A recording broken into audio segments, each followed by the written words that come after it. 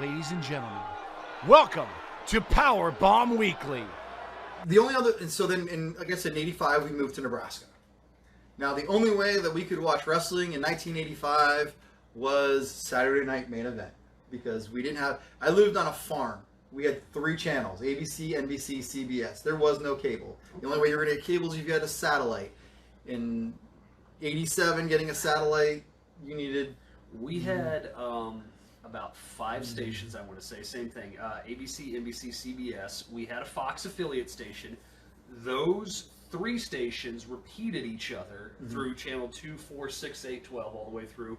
And my parents at one point sprung enough when they actually were able to lay all the stuff in to get HBO at the house. And that was the extent of the same thing. So very rural area, kind of early beginnings for us. Prior to that, though, prior to moving to Nebraska, I did watch Glow, the original.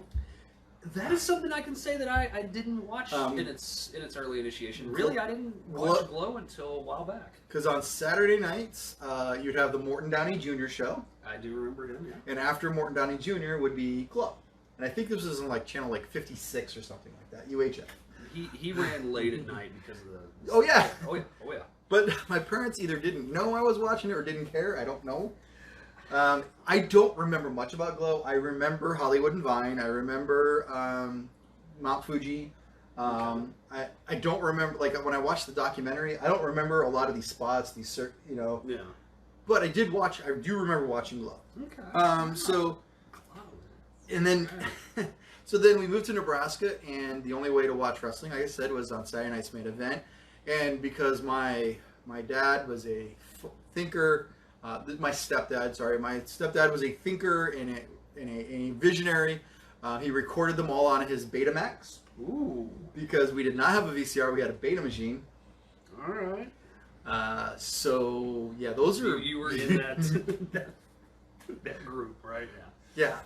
It's like the people who backed HD over Blu-ray. So, and the only reason I say my stepdad now is because the term dad will be a whole different as we go forward. I refer to my father-in-law as dad, and he gives reviews on stuff too, so I don't want it to be confusing. It gets confusing to me as well too, knowing that he's talking about his wife's father. So. Yeah. So the things that I do remember very vividly from Saturday Night, I remember the 2 Ebners.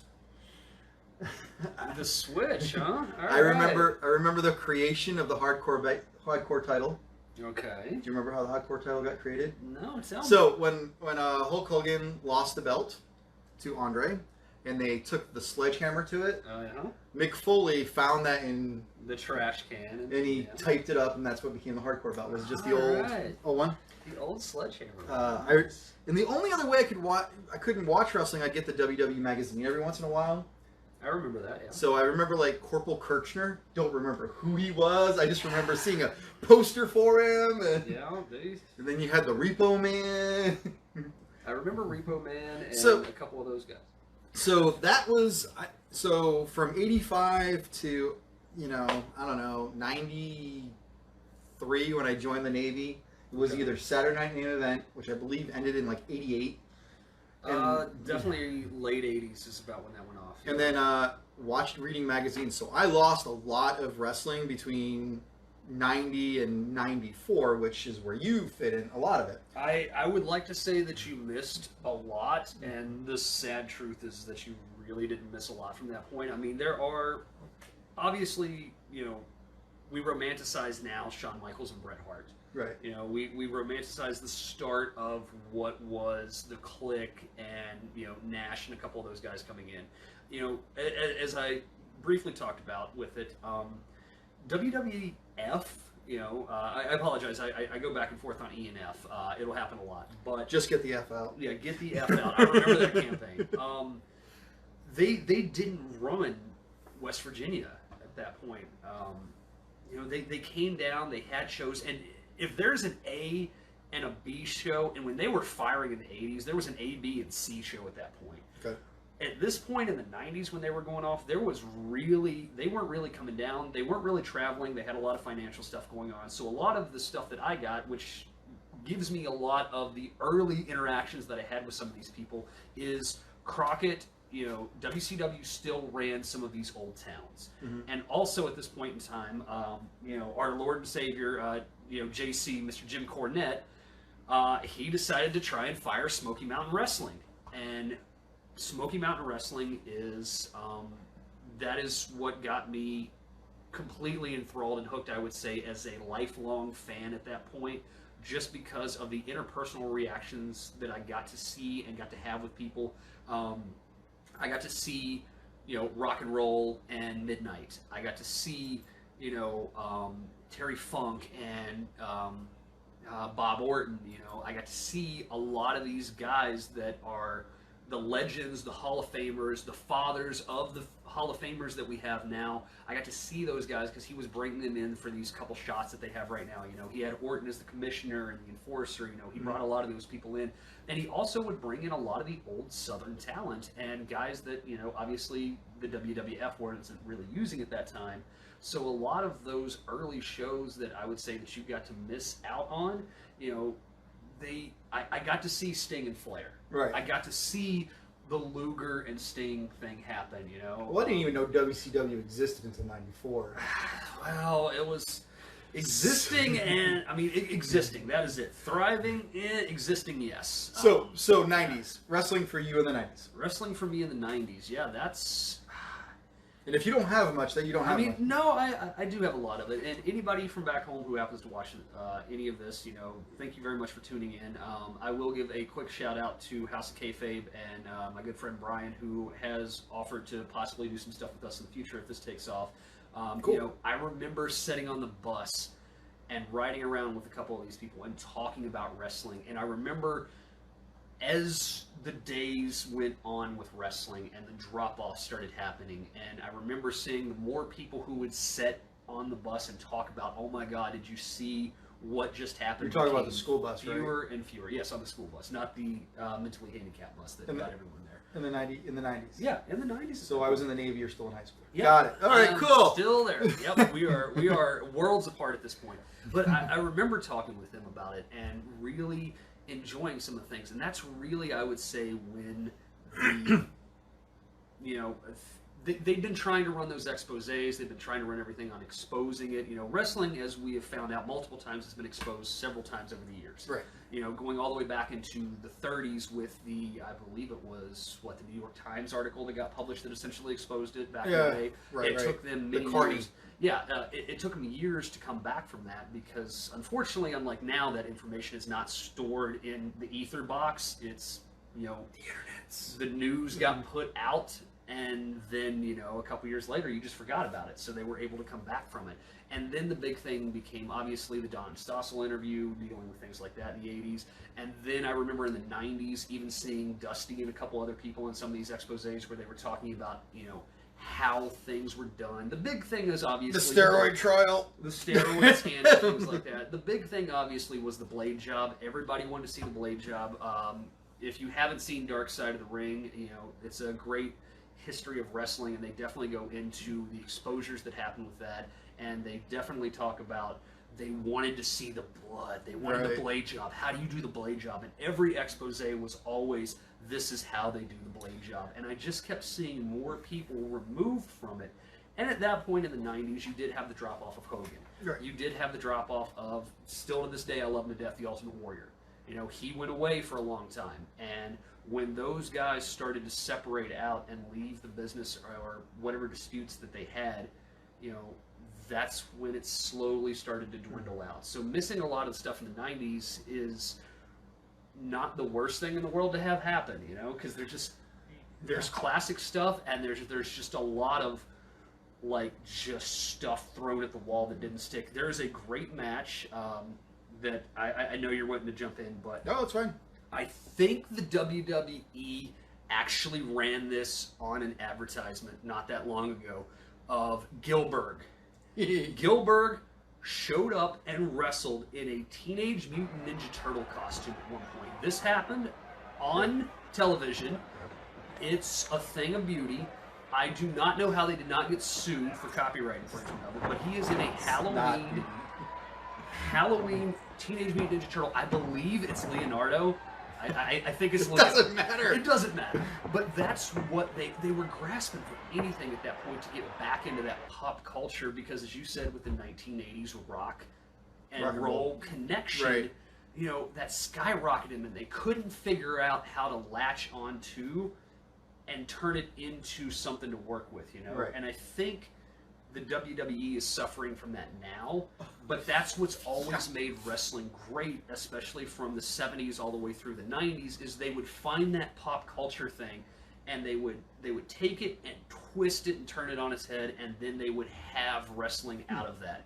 You know, That's I a think show that's idea. great Pop thing. culture and wrestling. Pop culture and wrestling is great, man. You know, it's when it works, it works. Yeah. And it's always a fun thing. When it doesn't work, you get a lot of what the product has been for the last 10 years. So for the 90s, for me, I joined the Navy, so wrestling didn't happen while I was boot camp, obviously. So I was first stationed in Virginia.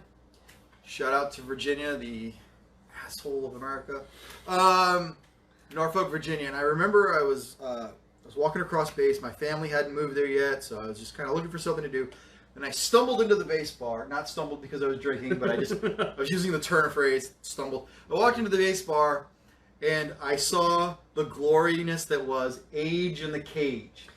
Halloween Havoc, 1994, Hulk Hogan versus Ric Flair in a steel cage. Loser quits wrestling. And they just brought Hulk Hogan in. Yep. I don't remember that Mr. T was part of the match. I don't remember anything but just like these two old fossils wrestling in a cage. And I didn't know it was like the third match. And the sad thing about that is they did it for another 25 years, and we still watched it. You know, and that's so you walked it. So because Halloween Havoc is obviously going to be coming up, that would you say that's the spark that rekindled everything? Yeah, That- because I then learned about WCW because I when my family moved in, we got cable. Of course, we were in the Navy. We were rolling in money. We could afford cable and stuff like that. Yeah, all right, And so just booming. At that yeah. point. Yeah, on that Navy money. and I started. I started watching WCW Saturday night. So like Harlem Heat, Colonel Parker, Sherry. Colonel Parker, yeah. And Hulk Hogan was there, and Hulk Hogan was like, I remember Hulk Hogan. I'd watched WWE, or WWF at the time. I didn't know who any of these people were. None of them were familiar because, you know, they'd all jump ship. The Randy Savages, the Hulk Hogan. So I was like, well, I guess I'm just gonna watch WWE. I don't know who this Yokozuna is. I don't know who Bret Hart is. I don't know who this Shawn Michaels is. I mean, I kind of remember him getting drop kicked through the barbershop. Well, but- yeah. but- I mean, well, he put Jannetty through. The Right, that's but what I still, meant. yes. I figure that's what you're going with. So I watched WCW, and then the Monday Night Wars started, and I was a supporter of WCW in the Monday Night Wars. No, I was with it, man. I was Team Especially WCW. when I could read what was going to happen on Raw, and so I'd flip back and forth because I really liked Mankind, Mick Foley, one of my favorite wrestlers of all time. I'm gonna wait for it. Yeah. Yes. You know, maybe we'll even make it to show 2 before I horribly embarrass Joey with the. We met Mick Foley together. We met Mick Foley together, and that was a fun experience. You know what? We're supposed to be doing a show. We're supposed to keep viewership up and everything. So please wait for the Mick Foley story because it is a thing of gold. Yeah. So So keep in mind too, he just said my favorite Wrestler. wrestler. His favorite wrestler. All right. So anyway, continue, sir. So I started, Monday Night Wars. I was a fan of WCW, and I watched that all the way through when I was in port. Obviously, being in the Navy, I'd have to take 6, 9, almost a year out. I do remember my ex-wife telling me that the savior of WCW, Jeff Jarrett, was going to destroy the NWO. It was like one of those, you need to see this great guy. He's gonna destroy the NWO, Jeff Jarrett. Real quick off of that, I've only met Jeff very, very sporadically in course you did. passing. He was a nice guy, Very, very quick conversations, nothing major, nothing long-lasting. As I said, most of the people that I might reference in this conversation, I don't have their numbers on my cell. I'm not like an insider guy when it comes to this. I just got to meet them several times over the years. They would not recognize me. Even one of the guys on the podcast we talk a lot about was Shane Douglas. You know, I got to meet Shane many, many times. He doesn't know me from a can of paint at this point, you know. So, but with that, with Jarrett, you know, he comes from a dynasty of a family. You know, Right. he's great. And at the time, you know, I don't know how familiar you were with essentially what happened was he had this thing happen, and he comes back to WCW. And for some reason, and I honestly think this is why when we talk about TNA, especially the Russo era of TNA and the train wreck of what that is. I mean, that's not even a train wreck. That's like that's a planet imploding and exploding at the same time. I don't know what you would call that, but I think that's why Jeff kept him around so much, because when Russo got there in the late 90s for WCW and put Jeff on the heap of everything on top of it, He was king of the mountain. he was king of the mountain. Oh, what was it? Slap nuts. That was the big thing. Slap nuts. Slap nuts. Slap nuts. Awful, man. But yeah, I think he just he kept Russo around for so long. I think because Russo gave him that, because Jeff was never the main event, No. but he could work with the main event. Right. And I think guys like Hunter and a lot of some of these other guys that we talk about, you know, we always talk about Flair being able to work with a broomstick. You know, some of these guys had that ability, but at the end of the day, there's the guy on the marquee that makes everybody come to the show, Stone Cold Steve Austin, Hulk Hogan, you know, those guys. Jeff Jarrett is a genius for this business. He's got a hell of a career, but he wasn't going to be the name that brought everybody in. He would have excelled in nowadays NXT. Yeah, he would have been great for it. I mean, he's a classic worker. He's got great stuff. He started as a referee for, you know, the Jarrett family, learning the ropes for it. Obviously, he's got the pedigree behind it. But yeah, I mean, he was going to be the savior for it. And they kept, you know, WCW obviously, and it's a fair criticism, gets that they ran out of steam. They ran out of Right. ideas. You have to understand, though, that they had no ideas before they had the NWO ideas. So that was always something that was really interesting to watch, because you honestly didn't know each week what was going to happen from one channel to Right. the next. And unfortunately, I think That's WWE now. that is. It's actually, I mean, you know what you're going to get each week. I would say for that time, for 96 through 99, you know, right before we go into the big collapse of 2000 with everything, Right. when you get to that section of wrestling and what's happening with it, you know, there was always this weird, it must watch TV. That's what it was. You had to watch it. You had to know what was going to happen each week. And you knew it was going to be off the wall. And unfortunately, I think the people that were in charge, the more that I've read up and learned about it, there's a term that a lot of people understand. It's called fire sale. Fire sale is everything has to go. Right. So when that happens in wrestling, a lot of times it's when a territory is going down, you know, the shows are running down, there's not enough people coming in. How do you get people back in? You ramp everything up. The feuds get ramped up. The blood gets ramped up. The violence gets ramped up. You know, all of this gets pushed together super, super fast. And essentially what would happen is, and you know, guys like the Sheik, you know, in Detroit, and a lot of these other people were famous for it, you either brought the town back and cooled everything off, Right. or you just killed it and you went to the next town. We had never seen a national, large-scale company war Right. that was doing a fire sale. Right. And I just think that they didn't know how to come back from that. Right. Because if you didn't end the pay-per-view in a oh my god moment, God! if you didn't Did have, you see that? if you didn't end it, there was like I felt ripped off. I mean, And Eric Bischoff in his podcast does a really good job of talking about that. So that's that water cooler. Right. It's water cooler moments, and that's what wrestling was always great at. Was, oh my God, did you see this? Right. Going back into those early '80s matches that you talked about on, you know, Shotgun Saturday Night and all this stuff like that you were watching Saturday Night's main event, you would go in and you would talk about, oh my God, did you see the snake on Macho's arm? Oh my God, here was blood. That's real. That shit's real. You know? right. So I'm going to finish out my thesis and story of wrestling. So again, we'll talk more about Monday Night Wrestling in the 90s. I mean, that's the 90s, 2000s. That's when we watch a lot of wrestling. And that's probably going to be a big bulk of what we talk about anyway.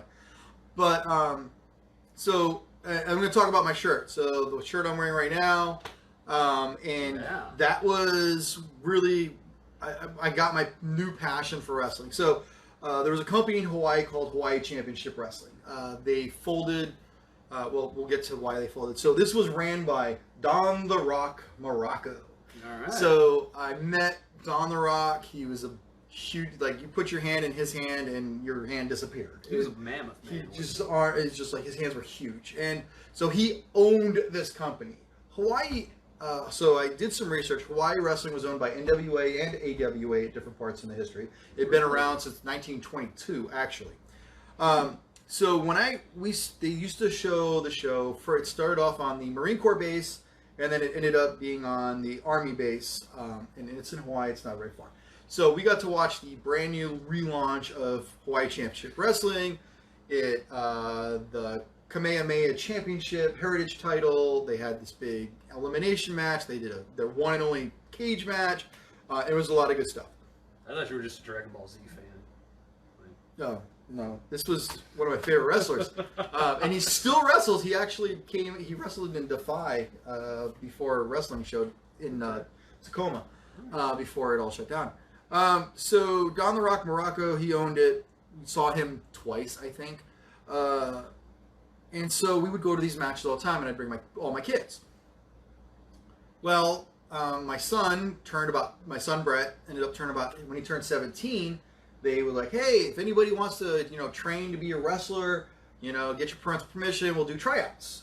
So my son did. He went and he did tryouts. And of course, if you had $150 a month, you were on the team. Oh, his was only $150. Oh, nice. I'll tell you my wrestling school story after this. So he became part of the team. So he started training, and because he didn't drive, I was his ride. So I became part of the ring crew.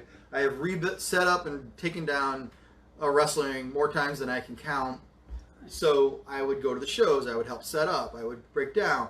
I knew all the wrestlers, except for there was two heels. Kenjiro, specifically, he was kayfabe to the max. He did not talk to anybody. He only talked to his manager. I'm not sure that he could speak English to this day. He was a Japanese guy, really big looking dude. I'll show you a picture of him on the next show. I'm not familiar with him. He was a great wrestler, but he like nobody talked to him. When I eventually became a ring announcer, he sat by himself in the locker room, so. See, that's really good for a lot of the Japanese guys and how they do that, because the Japanese interaction is very, very light for a couple of them, because a lot of times they don't speak English, right. And you're coming to a wrestling territory, so we're not on the same wavelength at all at that point. But for them, it's always been interesting for how they handle stuff when they come over here. The U.S. has always had this thing of, if it happens in Japan, especially WWE, if it happens in Japan, nobody sees it. The Japanese were the opposite of, when you leave Japan, you are on it no matter what, because it might get back to Japan, right. And it might ruin you down the line. So I was good friends with his manager, and he said he goes, and he used his real name. Nicest guy you'll ever meet. Okay. It's all he believes in the kayfabe of it. So, eventually at one point in time, the ring announcer didn't show up. So they knew that I was like, I'll do the ring announcing. Let me do it. And then from there on out, I became the HCW ring announcer. Now, some people I got to meet, and some of these people will probably watch it. Oh, so before I go there, so my son wrestling, Kaniala, I gotta make sure I get his name right. Kaniala and his tag team partner Kaimana,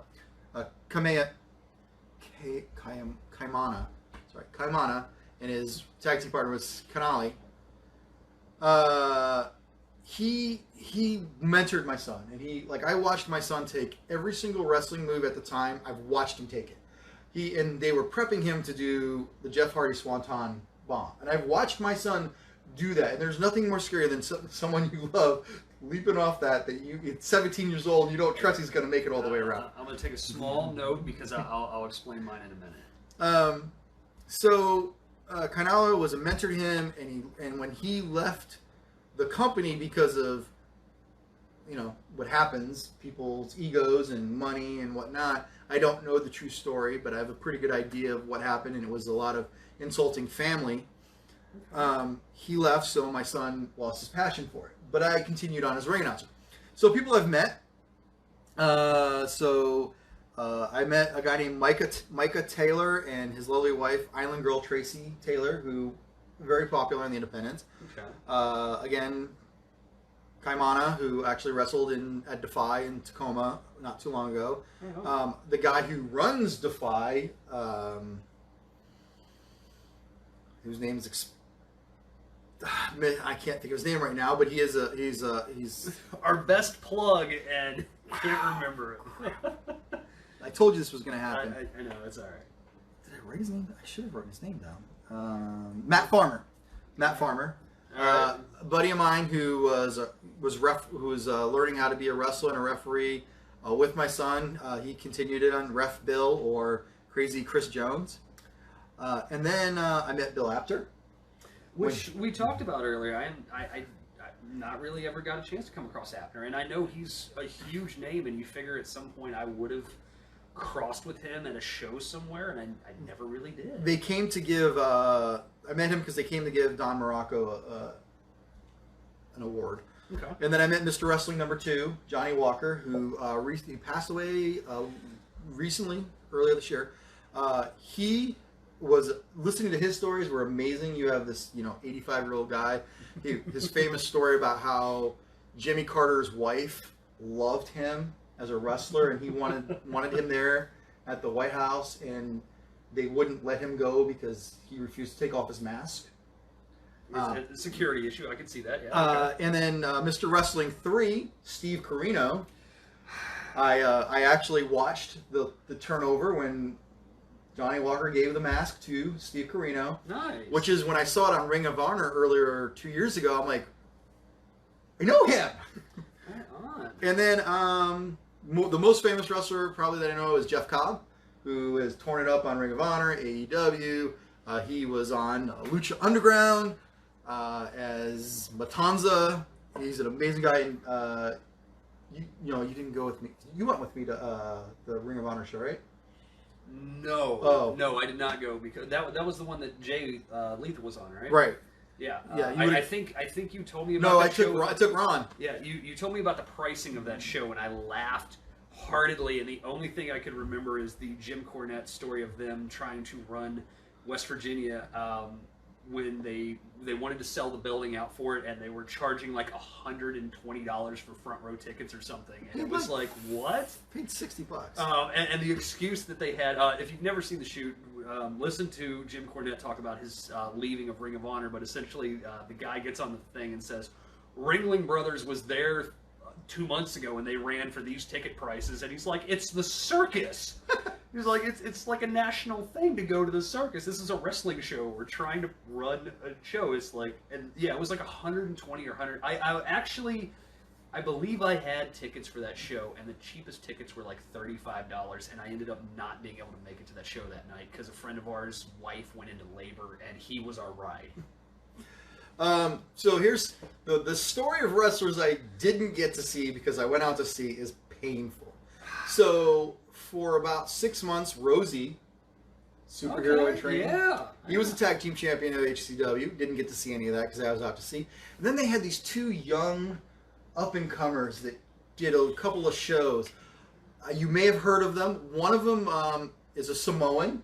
You've never told me this. And he shares a name with me.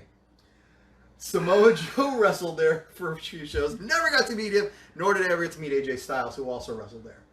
That hurts. It does. It hurt a lot.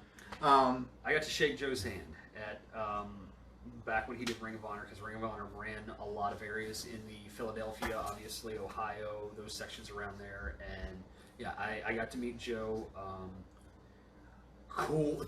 Joe's cool, man. I mean, whatever you see him on TV as, that's who that guy is, and the sweetest man, and a legit, from what I understand, amazing jiu-jitsu master. Like a legit ground and pound, amazing submission machine. When I was in HCW, I'll put a picture on the Facebook later. I actually have a picture of me holding the zero championship. Hey, cool, man. And then Cool, I didn't know that. And then I stopped watching wrestling basically from 2006 through 2010. And then started watching wrestling again. And so that gets to about 2010. And this is kind of full circle. Sorry, do you have anything you want to fill in before I go full circle? I'll tell you what, I'll jump in real quick just because